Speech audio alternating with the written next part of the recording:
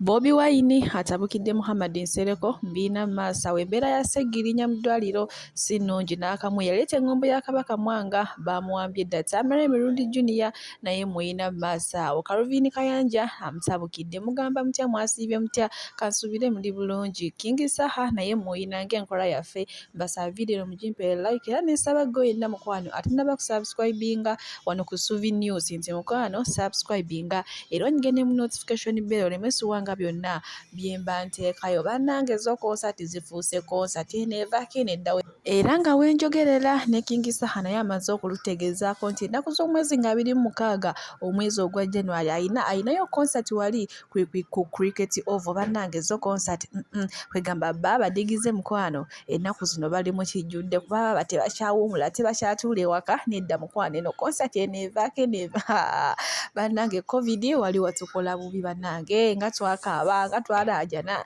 nga munnange tetukyalina we tutambulira naye munnange kati ebitaala byo byatuteera ddala ate wema nkuzizaaho ku baana balenzi bano bajoze kyakala munnange tuli bulala concert anti lunaku baba tuli bulala concert tiimu joze kyakala munnange bwongedde ateera okuddamu okuyita abantu ti munnange mujje mbitiibwa ebingi bambi mujje musanyukeko badde olina stress ewaka munnange ebintu byakutabuseko jjukira bano abaana oba tubatuume stress kira kuba bambi bo era ddala basanyusa amatu gaffe maaso wano nina ebya Kabaka Mwaga katubiwulirizeeko katono ebya Kabaka Mwaga byo si birungi n'akamu katugendeko mu ka video banaye musibye mutya neeyo amawulire go gannaku ag'olwaleero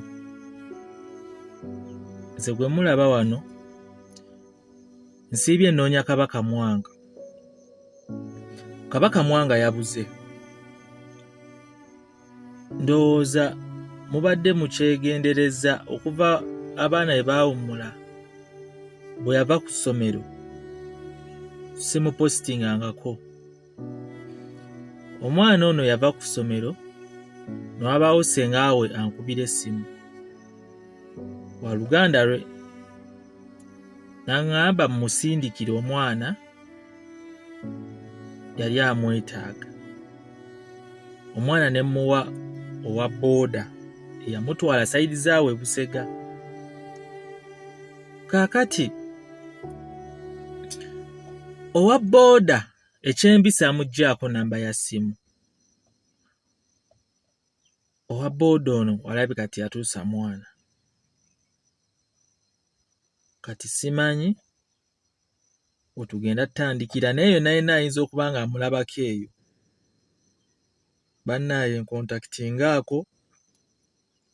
byebyo munnange amawulire agave ku sayidi ya Kabaka Mwaga go tegasanyusaamu n'akamu bannaye kati omwana baawambye waki omwana omuto atalina musango kale munnange twongere okutambuza vidiyo eno era etuuke munnange wala tomanyi abo abamubbye basobole okwekuba mutima ate ne bakumyawo omwana omuto atalina musango nga namwe we muwulidde munnange maneja we wabinnyonnyodde kale twongere okusaba alien skin munnange akikoze amaze najjayo n'omwana Rama gwe nabaleeterako eyeeyambulira ku live ya TikTok neyekwata mu kabina ate n'amala neyeewaana mbu yakakuttemu era akyakakwatiramu ddala banange.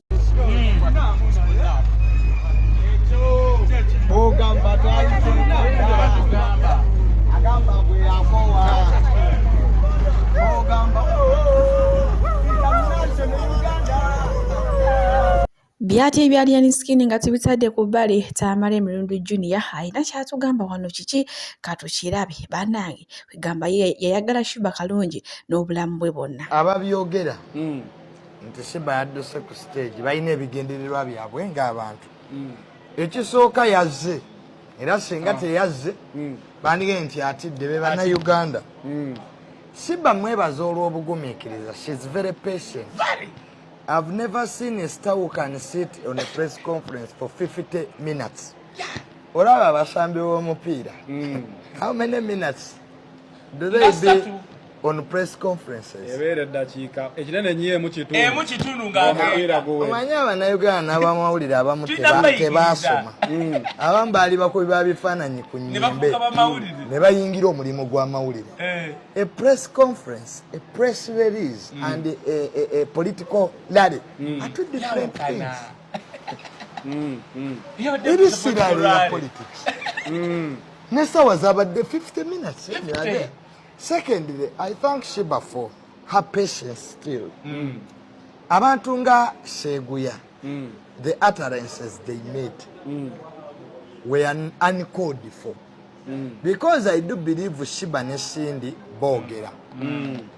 Segera. They might not be enemies in real life. But by no consent.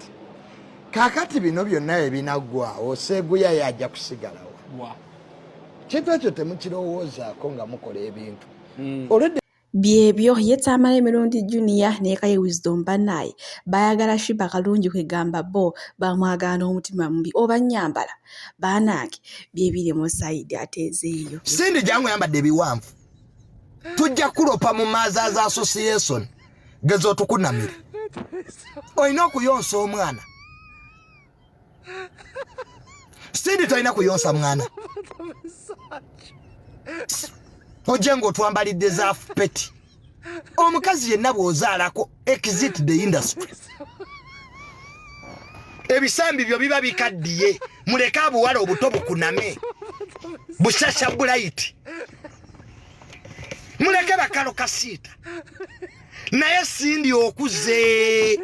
Mwana w'abandi okuze va ku mulengo. Cindy okuze. Oyina kuba weebuuzibwako mu nnyimbe. Mbunawe mboje wena nentama zikuguddemu nakutunulidde jo Cindy ng'okaddiye. Bakusala oli wa Lukindo. Okiba ki ku stage? Champion Guda akyakalubye mbwali yeni skin ebya basale yabirabye kyamuli. Naye nga bannange bwe muba mukwatibwa nnyo ekisa kubabonaabona abali ku street nga tubalabangayo gwe muwa basale. Abantu ababonaabona abeetaaga obuyambi bwamwe nga temubayitanga. Mwe mulaba ina kyali olwokuba aliko amawulire gwe muwa basale abazeetaaga. Kale Champion Gudo yagiganye Sudiruli Paleria ne banna aba Victoria University. Mutuyambe mutujiweera omulala bwe kibanga tageti yamwe teyabadde mawulire. Naye ate ngenze njagala omuvubuka ono ali yeni skin era ngenda kwogera ne Tamale Mirundi Junior tugende ku Fangoni Forest n'ekimuli ky'ebimuli by'emitwalo 5. Bino bye bazinga ebimuli by'emitwalo 5 tubitwali yeni skin kubanga tulabisiza ba fake master bawan. Abantu abali ku street banna Uganda ababonaabona abaana be bajje Kalamoja abasabiriza ku nguudo wano nga tetulabangayo gwe mukwatako kumuwa basale bote beetaaga education. Pameka wana bakyala abakaabira ku ma TV bawange bamuwamba ennyumba etuguddeko siina zisoma bonga temuvaayo kubayamba mwonoonyono mulaba nti abonaabona nnyo. Lwaki temwamunoonya mu ghetto gye yali ng'ali yeni skin tannamugjayo? Mulekeraawo okulwanisa abantu. Sudiruli Paleria ate obadde toli mu bintu bino naye otandise okuzannya geemu z'abamafia kunoonya buli ayiseemu buli aliko amawulire gwe muwa basale abeetaaga basale zammwe nga tetubalabayo. Kati Champion Gudo yabonaabona nnyo okusinga abaana be tuyitako ku street abasabiriza. Ono yakozesebwa ennyo okusinga abaana basiiba ku street awo. Minister kale omwana ono bamukozesa child labor. Kati tugambe be bajje Kalamoja ne basabiriza ku street okwo olunaku lulamba ne bazibasolozaako olweggulo bote mubalaba. Bo batebeetaaga education system oba tebalina bazadde balina kwatwako. Bwe mutwe bwe mujja okutabula Uganda nga munoonya ki popularity alien skin tugenda kujja ku Fangoni Forest tukuleetere ebimuli kubanga watulabirisiriza abamafia. Basale mujiwo omulala. Basale mujiwo omulala bwe mbate mwade temunoonya mawulire. Mujiwo omulala. Kati ndi number 1 fani wa alien skin yene nkusanga ngovu alien skin oba no kyone kyonoonya. Yo Munnayuganda muveeko oli yekyusiza mu kitinga mbazi era nga ssaawa zino munnaye Calvin Kayanja y'omu ku bantu abadde abakomerera alien skin emisumaali wamu ne Tamale Mirundi Junior ne Kaye Wisdom naye munnange ssaawa zino baasazedde eddiiro. Ate mulowooza kati tebaze ku sayidi ya alien skin nga nammwe ate we mubyewuliddeko nga mubyogera byatebye nga tubitadde ku bbali maaso wano nina vidiyo ya Bobi Wine munnange ate nga alina byayogera ku Muhammad Nsereko oluvannyuma lw'okujja ku live naye ne yeefuula mbu asasira Muhammad Ssengirinya songa ate amukudalira kambatereko ka video tweyongere. Atandise n'okuyisa olaba social media atandise n'okuyisa kenandiyisa akabbo bannange tudduukirire famire ya Ssengirinya nayo yavaayo n'eraga ng'egamba bannange tewaliwo kuyambibwa paalamenti n'ekibiina tetulaba kyo kivaayo. Njagala teeke ku mubaka we owa paalamenti era omukulembeze w'abalonzi bo abeekawempe obulamu bwe ng'ekibiina ky'NUP. Okusooka nkubuuze Nsereko wa NUP Nedda. Abaganda bagamba singa maama w'omwana okumwagala bayagala mmulya. Kolanya yazisaba Ssengirinya mbaka wa parliament. Nsereko y'omu ku baka ba parliament abasinga obugundivu. Yakakyogerako emirundi emeka mu parliament. Kyogamba ye lawyer mulamba. Kyogamba ye tamanyi nti mbaka wa parliament abaana health insurance. Era nti kyangu nnyo era kya kitiibwa ye nga mbaka wa parliament ogenda ku floor ya parliament n'ateeka speaker ku nninga tulire kuba ssente zibaawo era zaayisibwa kulabirira ba MP. Naye n'agenda ku social media aweebuule munne amukakanye. So njagala bannayuganda beetegereza abantu bwe batyo. Kyannaku nnyo nti n'omuntu waali mu buzibu tetumuwa kitiibwa. Ssengirinya mulwadde sijja munenya abantu bonna bamukozesa ensobi. Weewaawo njogera naye era namutegeezeza nti ekyo kyamufaananyiza kyamukakanyiza era kimuweebuula kikyamu. Naye ate omuntu yakimukozeseza nga ye mulamu yasinga obukyamu. Jjukira nti Nsereko yayisa n'etteeka erigezaako gaana bannayuganda okozesa social media. N'ate yagenze ku social media. Ffe abalengera ewala tulowooza nti yagenzeeyo anoonya wamutwalira wa Museveni. Agambe kakati tuyisiza akabbo kaleme kuwera. Agambe afune ensonga egemutwale wa Anita Amongo obe mutwale wa Museveni obe mutwale wa Muhoozi. Abumala agambe Bobi Wine yaganye okulabirira ombaka we wa parliament kakati Museveni amusasulidde ssente. Kwegamba ayegiringa preparing abantu baleme kuyomba bagambe munnangoli ba Museveni amusasulidde ssente. Ssengirinya mbaka wa parliament ali entitled ayina health insurance. Kisooka yes ne Ssengirinya ayinamu ensobize ng'omuntu naye tetunenya muntu ali mu buzibu kati.